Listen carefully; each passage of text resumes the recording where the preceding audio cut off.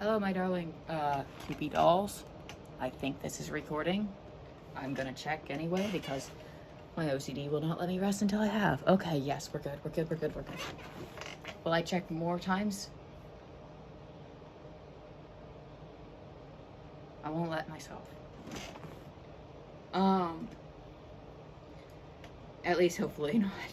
I don't know. It might stop recording, you know?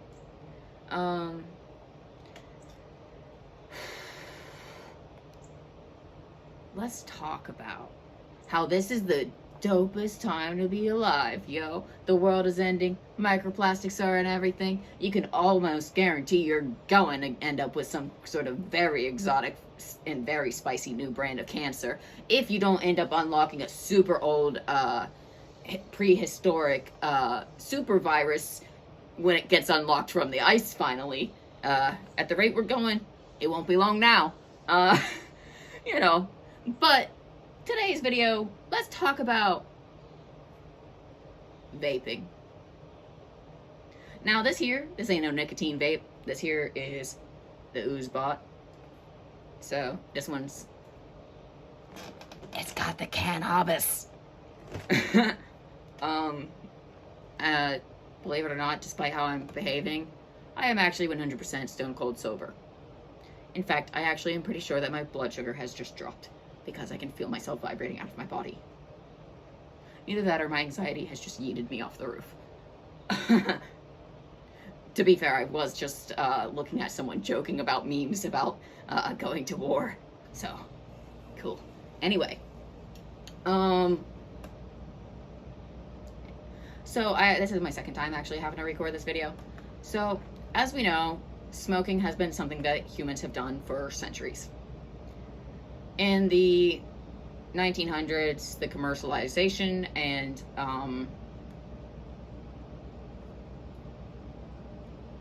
basically the capitalization of the idea of smoking, the large companies and such, marketing kind of changed the way that we interact with smoking as a society in the public eye. And I wanted to kind of discuss, like, I don't know, kind of like where my perspective and observations are on the matter. So, growing up, I watched my mom battle with her struggles with cigarettes my whole life. She has quit more times in my life.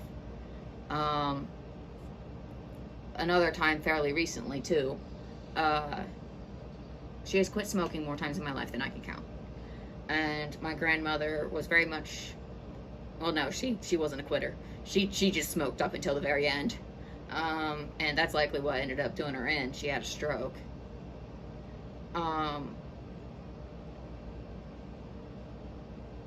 So,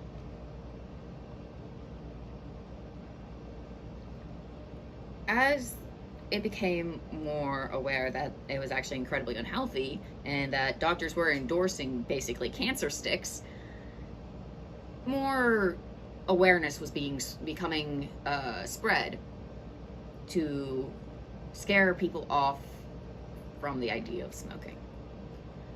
But still it carried this kind of cool factor, this edginess. Like I don't give a heck if I die or live or get cancer or whatever kind of energy to it, which gave it this really cool edgy vibe that you always could see in the cool outcast character in every film that ever depicted such a character. If you know the type that I'm talking about, you know exactly the type of character I'm talking about.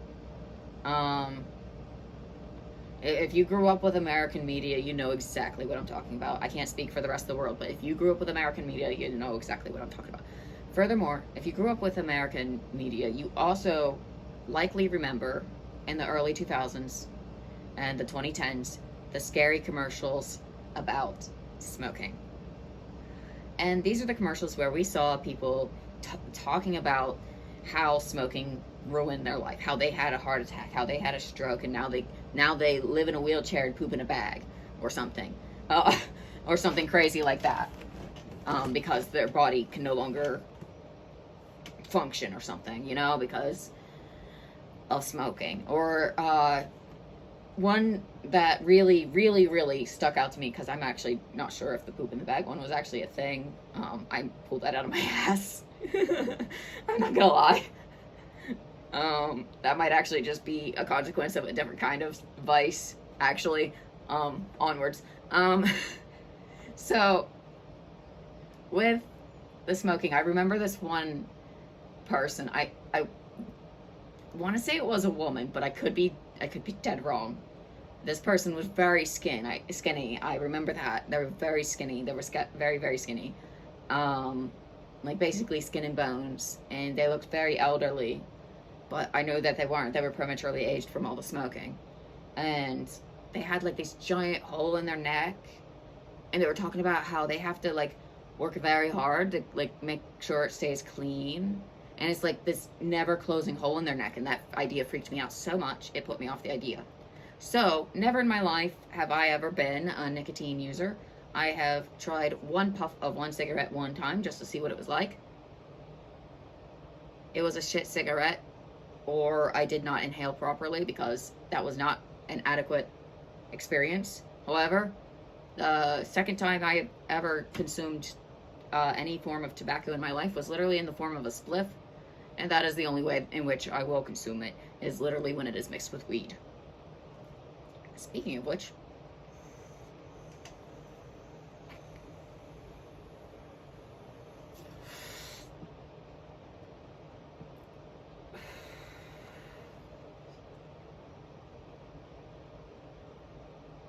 how did we go from those terrifying commercials bringing about more people quitting smoking and a decrease in nicotine consumption overall to how did we go from that to a generation who vapes almost nonstop? And present company excluded, most of the time it's nicotine. Like I said, the only thing I vape is weed, but for the rest of my generation, it's nicotine. And I remember when e-cigarettes came out. They were stupid. They were so stupid, so janky. They died after like 2 puffs. I remember because my aunt got one. She thought it was going to help her quit. It didn't. She still smokes to this day. As a matter of fact, she probably smokes and has a freaking nicotine vape now. And I bet you her kids is doing the vaping too. I don't have a whole lot of faith in her parenting skills. Anyway, in fact, I bet she passed them the cigarette herself.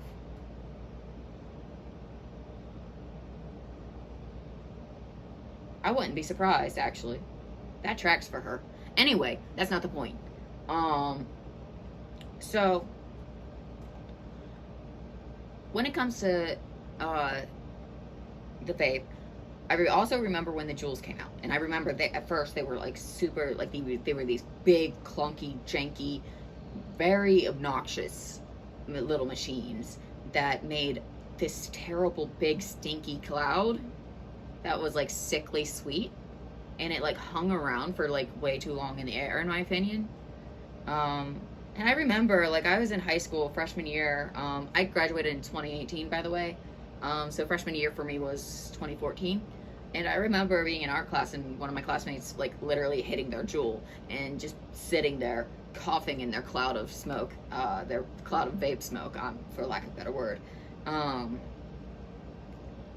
Just being like, oh my God, this is the worst smell in the world. And I watched as we evolved to the more discreet and more acceptable version that is the modern vape, where now it is more discreet. Apparently the flavors are better now, from what I've heard. And I'm actually generally not bothered by people vaping around me. But that's not to say that it doesn't do harm. We can't say for certain if there are harmful consequences for secondhand people when it comes to vape exposure. When it comes to secondhand vape exposure, there's not enough yet to say whether or not it does harm.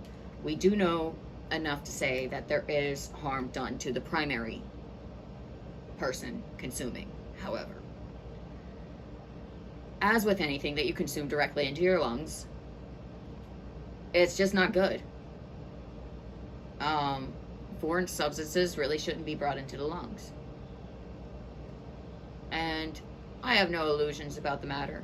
I know full well. Okay, I'm going to check and make sure this is still recording because I am paranoid. Okay, we're still recording. Okay, I know full well that I know full well that it's not healthy, whether it be weed or tobacco or anything else for that matter. Combusting anything and inhaling it into the lungs is dangerous. Smoking anything can later down the line cause further breathing problems, such as on the milder end of things, a chronic inflammation of the lungs, and more dire situations, it can even expose you to carcinogens that can cause you forms of cancer. Because when things burn, carcinogens are always released, even when it is things that are natural. That's the thing. When things combust, there are always carcinogens involved. But when it comes to the vapes, that's all chemicals and stuff, man. I'm not actually even sure what they're made of.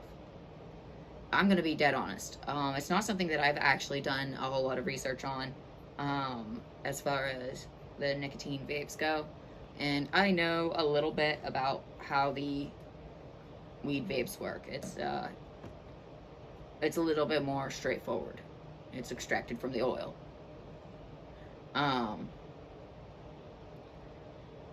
But I know that in a lot of these cases, this stuff is not good to be bringing into your lungs. Make no mistake about that. So, why are we here? How did we get here? If it's still unhealthy to vape, then why is it that we are vaping more than any of the previous generations smoked? And you're probably thinking, no, we're probably consuming less. And that's the trick of it, you see. I don't think so. I genuinely think that this has actually created a greater cognitive dissonance in what is going on here when it comes to nicotine consumption.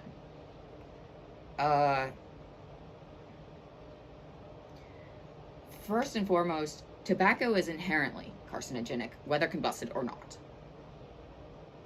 So if someone takes tobacco and puts it in their lip, chewing tobacco, they can still get cancer from that because it is inherently carcinogenic on its own without combustion. So it is already a highly dangerous substance on its own. Add in the fact that you also have the combustion factor when it comes to the smoking aspect of it. Of course, it was just a curse. It was going to have those consequences. I mean, it was inevitable. But with vaping, I fear that we don't even realize how bad it can get. Because, okay, so hear me out.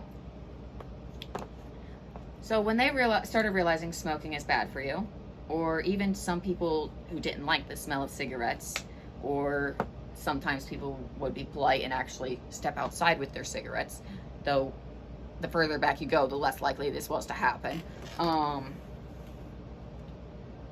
People would, at least, and certainly nowadays, people generally tend to go outside to smoke a cigarette. And once you light it, you're in for the journey. You're in until it burns down. Done. Because snubbing it and returning to it, I hear that they get terribly stale and that it is not a very pleasant experience whatsoever.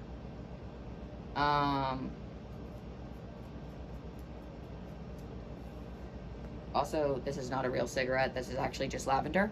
I just want to make a disclaimer there. Like I said, I don't consume nicotine. But,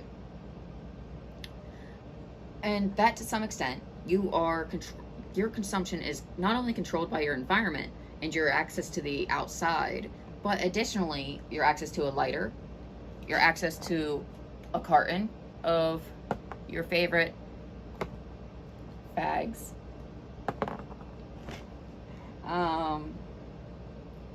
or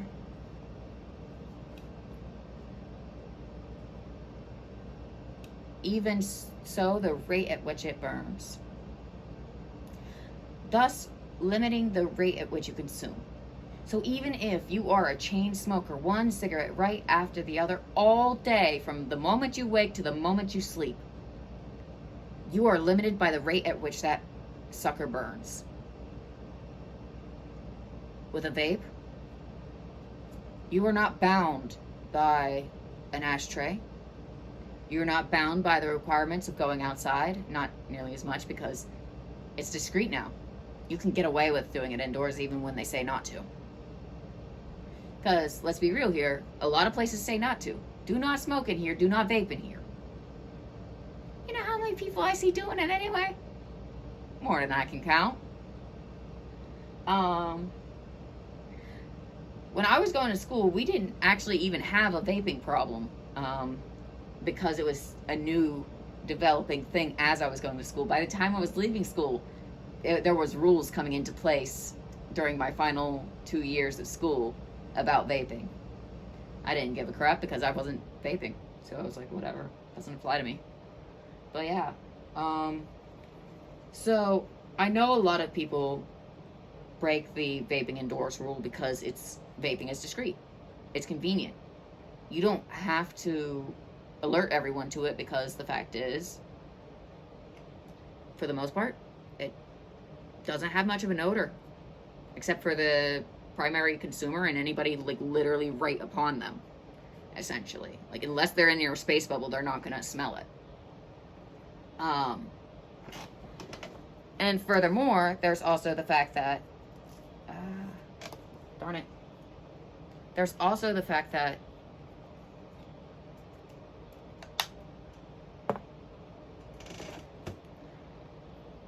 there's the convenience of it. They can sip at the vape all day long, like one would sip at a nice cold bevy. You just can nurse it all day long if you really wanted to. And there's nothing stopping a person from doing that. Unlike with a cigarette, where you smoke for one cigarette and then you put it out until you crave it again. Whereas with the nicotine, you can take a hit the instant you crave a hit, and then so it can continue in this perpetual cycle until you are perpetually taking hits on the vape, thus leading to an increased amount of nicotine consumption. Especially since when it comes to these things, there's also no saying how much nicotine is truly in the vape. I'm not actually sure. I need to do more homework on that, actually. Will I do a deep dive on it? No. I just have theories. If it is something that varies, like I suspect, because I know with the weed vapes, it does vary. Or, as they're actually called, the weed carts. Or dab carts. It does tend to vary, so I'm assuming that there's similar variability in when it comes to nicotine vapes as well, but I'm not certain of it. I can't say for sure. But if there is, then that too is another factor to consider. Because I have noticed that, like, my friends have talked about different kinds of vapes being harsher than others, and it's like, oh, I can't do that one, it's too strong, it's too much. So it's like, okay, so that has led me to believe that that is indeed the case. So when 2 plus 2 equals 4, it equals 4, man. So if I'm wrong, then I'm sorry. I'm sorry that the math added wrong, man. But no, anyway, so this tendency, the human brain has a tendency towards convenience. If it is the path of least resistance and it's the easiest path, and it also gives us a hit of that sweet, sweet dopamine, or triggers any form of reward system within our brain, then it can very quickly become this absolute addictive spiral. And this convenience that we are predisposed to, in combination with something as potently addictive as nicotine, is why the vape is so. It's got such a strong hold on so many. That's why. It's got my whole generation in a chokehold almost, it seems.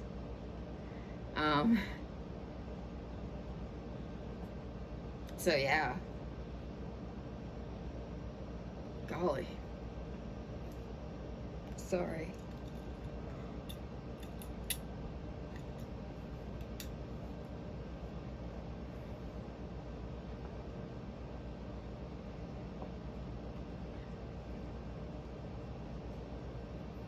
So, I suppose that concludes that, actually. And if you don't believe me about the convenience aspect of it, just anytime you find yourself wondering why you find it so much more tempting to get food from a restaurant or a fast food joint than going home and having to put in the work of cooking and then cleaning up after said food that you've just worked so hard to cook, then that there is exactly what I'm talking about. It is one example of our brains choosing the path of least resistance, the easiest possible route. We're literally wired this way. Our brains reward us for it on a daily, for taking the easy way, because our survival used to depend on it. But now it is our detriment, and it will kill us all. But who knows? The microplastics might get us first. Who knows what kind of novel, new, horrible diseases the microplastics could be bringing about in our bodies. For real. That's okay. Every time I eat, it's just to add to my microplastics farm, because the other ones get lonely. I'm pretty sure it's in, like, literally everything we eat and drink now. Like, I don't know. But anyway, I'll see you guys in the next one. Hope you guys liked. If you guys want to add anything in the comments, tell me about, like, your experiences with, like, vaping, whether you guys vape or not. If you guys think I'm just a big fucking moron, just leave it in the comments, I mean, it's valid. I am a big fucking moron. I mean, I'm pulling half this shit out of my ass, and half of it from shit I've seen in the world around me. I mean, and I'm just 25, what do I know? But yeah, I'll catch you guys in the next one.